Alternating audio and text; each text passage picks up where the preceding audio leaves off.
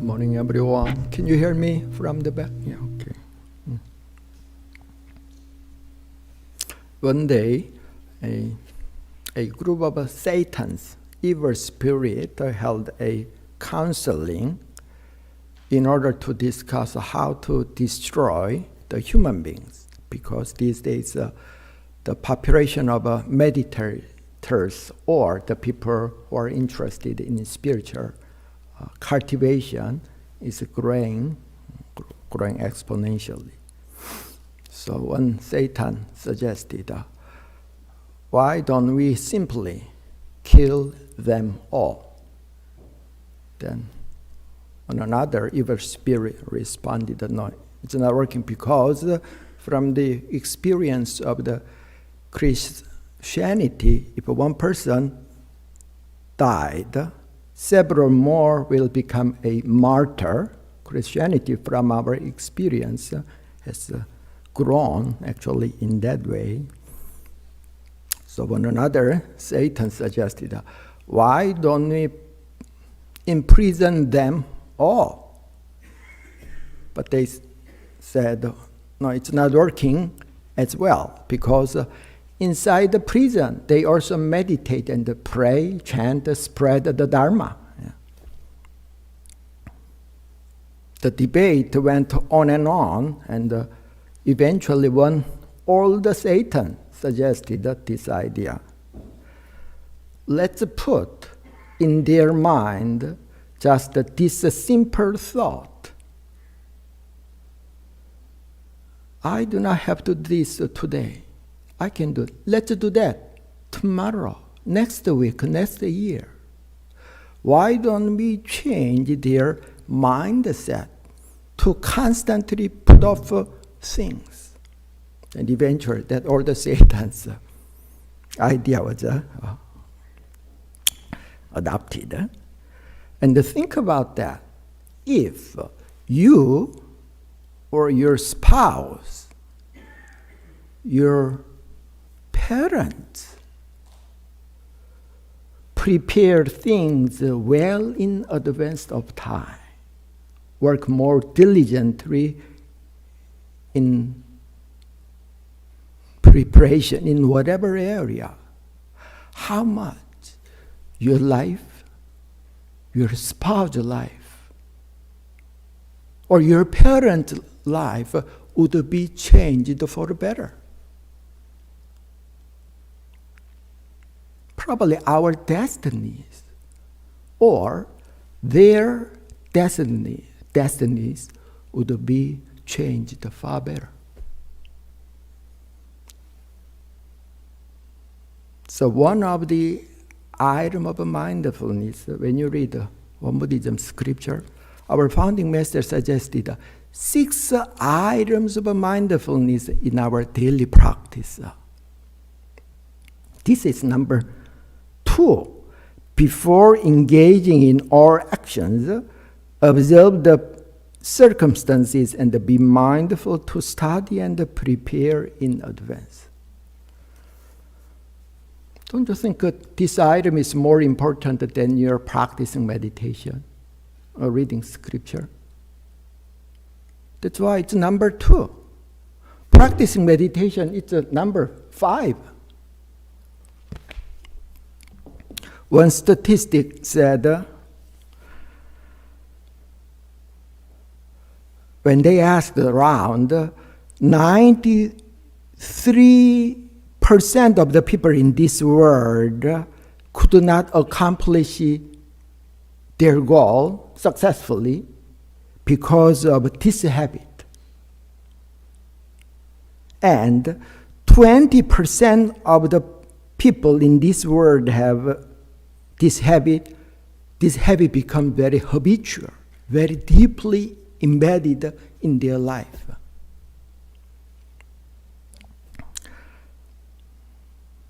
Have you ever heard of the old law, Hammurabi Code? Hammurabi, the Mesopotamian king. This is one of the articles. This was created 1700 before BC. If anyone be too lazy to keep his dam in proper condition, and if the dam then breaks and all the fields get flooded, then whoever let the dam break shall be punished. Some particular code to punish laziness. But we may conceptually know this can be really serious bad habit. Why many people continue to do that? So in order to get rid of this habit, we needed to know the root cause, the real reason of this habit. When they ask around why do you have the habit put off things constantly, majority of the people respond because they are lazy. But psychologists studied that this is not true. The people, they say they are lazy, they are very enthusiastic and diligent in some another area. For example, if they study, for example, stock market, cryptocurrency, if they are interested, they pour a lot of time to study on that. Or some documentary, some video clip on YouTube. They pour a lot of time to watch that, which means it is wrong. They are inherently lazy. So why do they have the habit to put off things continuously? There may be many reasons, but one of the reasons that psychologists discovered is the fear of or anxiety. What if I could not make it? What if I become the butt of a joke or laughing stock? What if my parents, my colleagues, my spouse may be disappointed in me or my achievement, etc.? Because of that anxiety or fear, they constantly put off things. One of my good friends is very heavy, drink very heavily. We are friends since we were high school. He constantly postponed going to the doctor for the general medical checkup because he was afraid of the doctor's diagnosis of his bad liver. He didn't go to hospital many years. And eventually, when he collapsed, he was led to the ER, and his liver turned out seriously damaged. But it's a little extreme case, but it tells why many people put off things constantly. If you are a perfectionist, I have a little that kind of a mindset in my mind and heart, then the fear arises more. One becomes more anxious because we are so much attached to the result, to the consequence of what we are doing. Kind of all or nothing, that kind of things become embedded in our consciousness. If we have this kind of a mindset, how can we all of a sudden change our habit or mindset or value system? Then, at least to me, what worked was start to prepare well in advance of time. Because in the initial period, the obstacle is low. For example, you have to read the whole book. Then, 2 or let's say to prepare for the examination, 1 or 2 days before the exam, you may be embarrassed. How can you read and study all these chapters? But if you start 1 month or 2 months earlier, then read the preface, the first chapter, then we can become less anxious, and the result would be far more fruitful.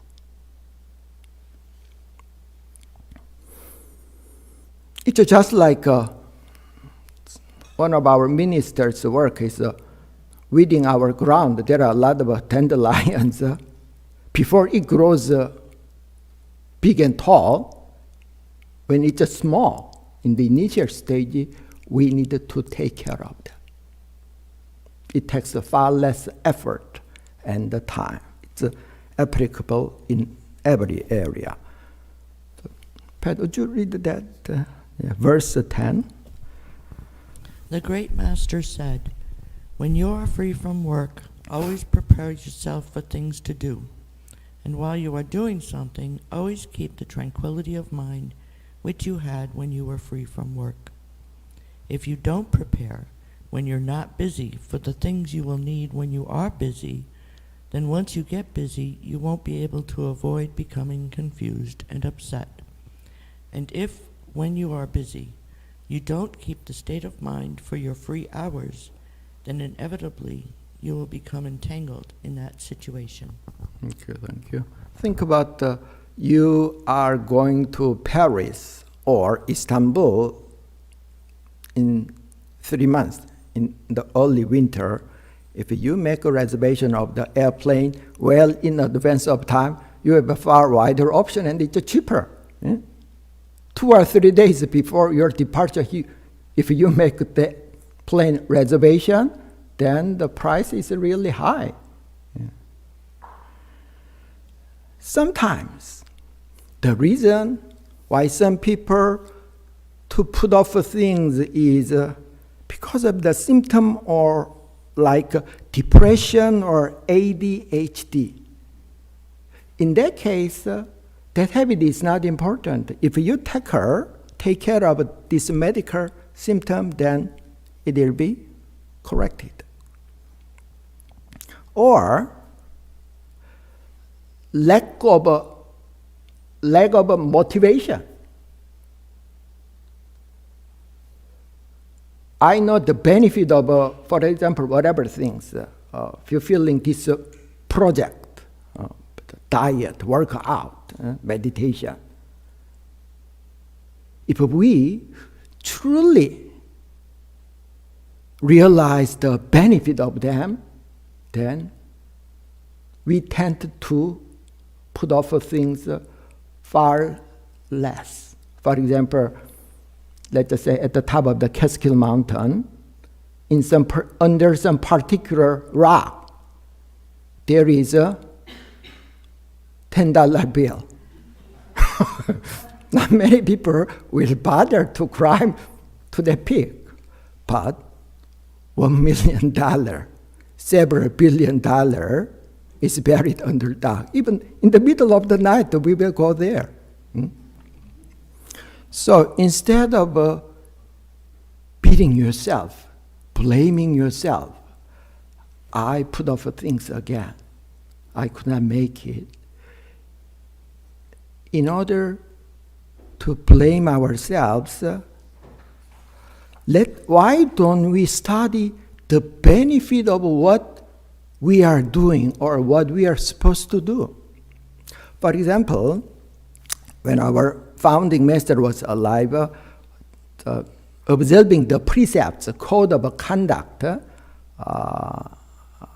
is very important practice in Buddhism. So instead of saying you are supposed to observe that, he explained that in a very detailed way. What's the meaning of observing this or that precept? If you break this precept, what would be the consequence? He let his students study for that.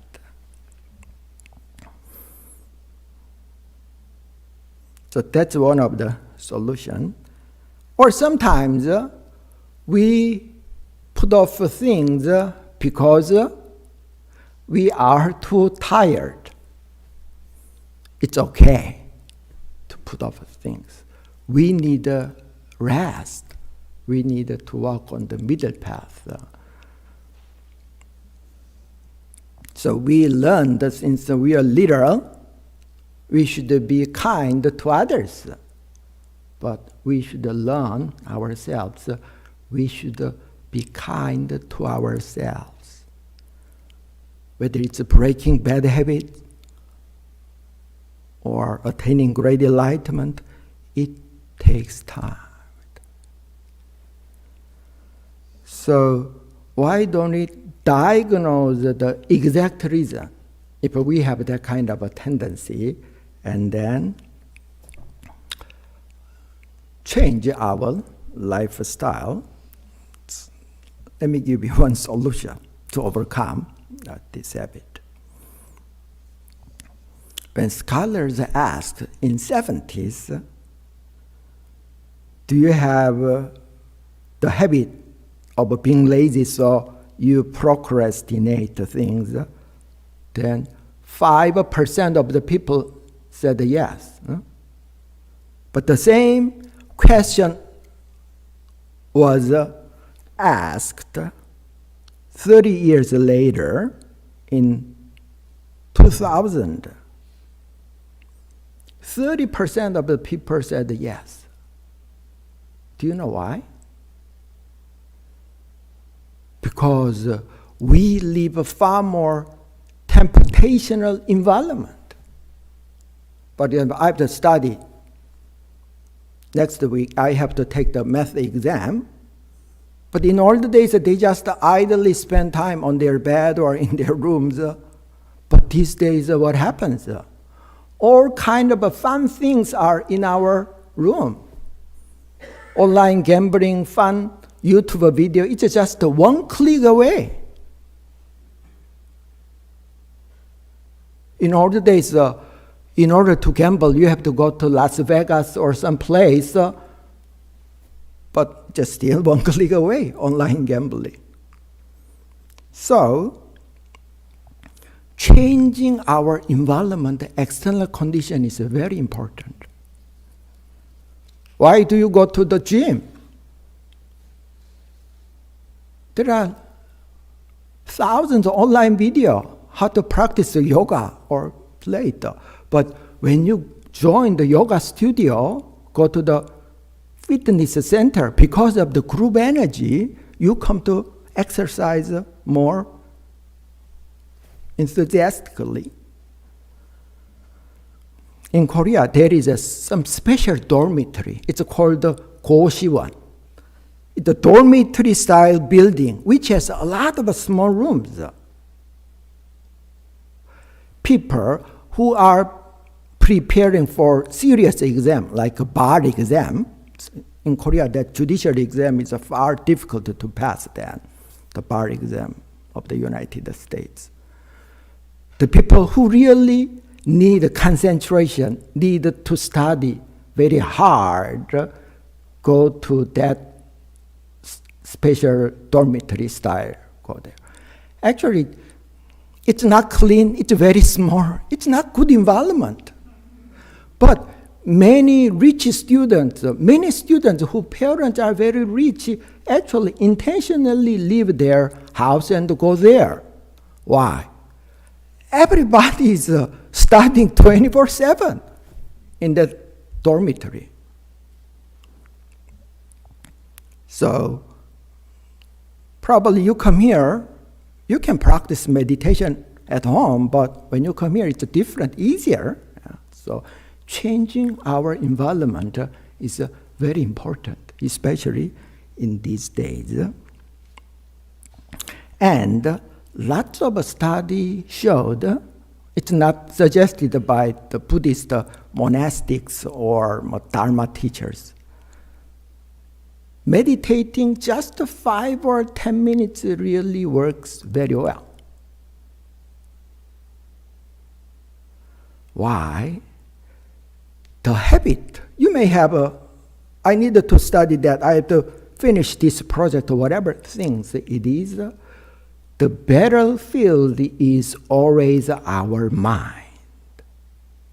The enemy is always our thoughts. So, whatever meditation technique you are using, just sit quietly and follow your breath. Forget about I should do that or I should not do that. When all your thoughts start to disappear, the wisdom arises, and you can make a very easy choice. Easy and wise choice. Lots of studies by the psychologist said this one. Because this is the area meditation works very well. Would you read the merit of sitting meditation in our scripture? When you have gained the power that comes from long training in seated meditation, the following benefits will result. The power of endurance grows, patience improves, attachments disappear, the unwholesome and attached state of mind is changed into the wholesome state. Your true nature's light of wisdom will shine. Yeah. When you prepare, the scripture said, observe the circumstances first. Have you ever heard that the Japanese electronic company Kodak? They made a lot of money by manufacturing white and black films. They poured a lot of money to develop high-quality film. But when people start to use a digital camera, who would buy film? The market share shifted from Kodak to Sony. Sony made tons of money by selling digital camera. But these days, who would buy digital camera? We have iPhone, Galaxy. Sony's revenue these days is less than 1/4 of LG or Samsung. Working hard is important, but observe the circumstances. For example, if you are going to the Washington, D.C., if you would like to arrive there quickly, we have to study the traffic situation.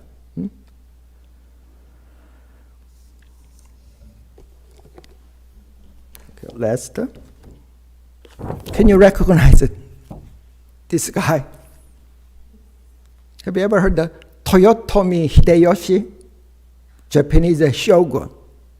Toyotomi in the 16th, one of 3 unifier of Japan. Before that, Japan was divided into many countries. He looked like a monkey. His nickname was Kosaru. Kosaru literally means a little monkey. We have heard Napoleon has a short stature. Napoleon is 5 feet, they said, but he was 4 feet and 6 inches. In older days, especially in Japan, the people were not tall. But considering that, he was very short. If he is a scholar, it's not a big deal. But he was an army general. It's a big disadvantage.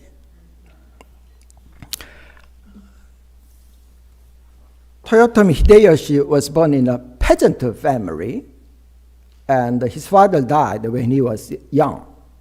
He was abused by his stepfather. In his early teens, he started to sell needles in the market to make a living.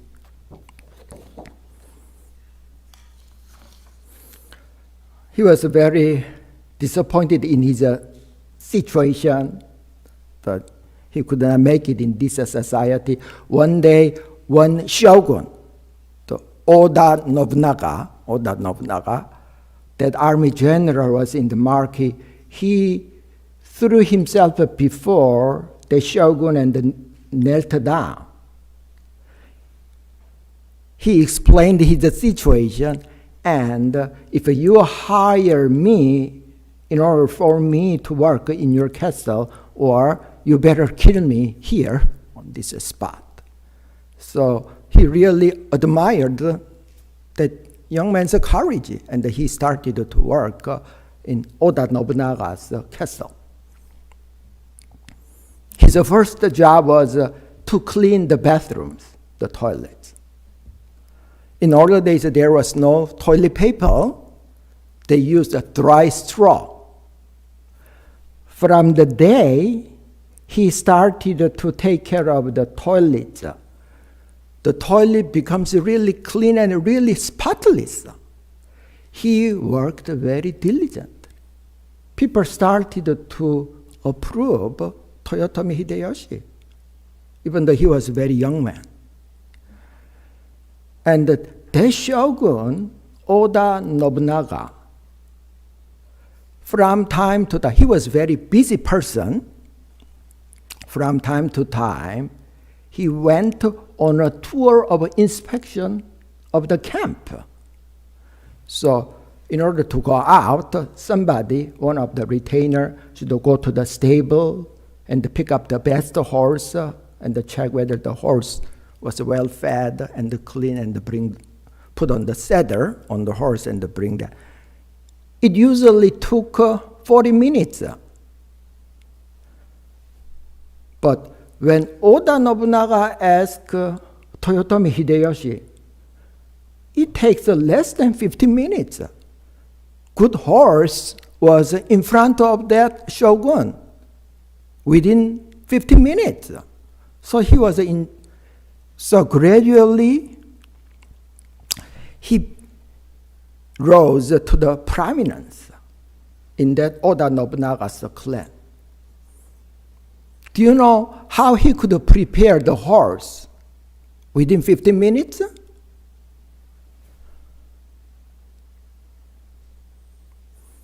There's no secret. He prepared every day, every morning, because nobody knows when the shogun went out to the camp. In the early morning, he went to the stable and picked up the best horse and prepared the saddle next to that fine horse.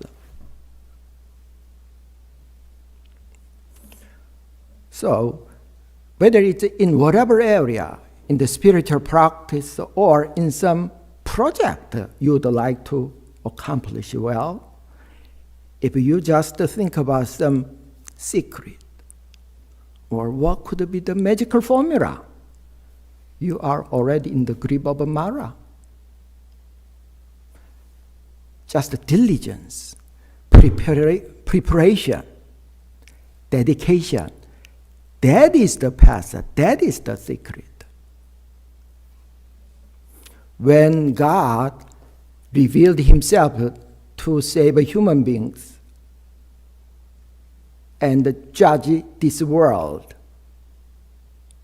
when he spoke to Noah to prepare a big ship to save a certain group of people and animals, do you know what Noah did first? He planted trees in order to build that huge size ship. He said it took 120 years. So Aristotle said the patience is bitter, but the fruit is sweet. So whether it's in our spiritual practice or in whatever area, so let's have a patience. Let's have a perseverance and start to prepare something well in advance of a time, observing the circumstances. Okay, thank you.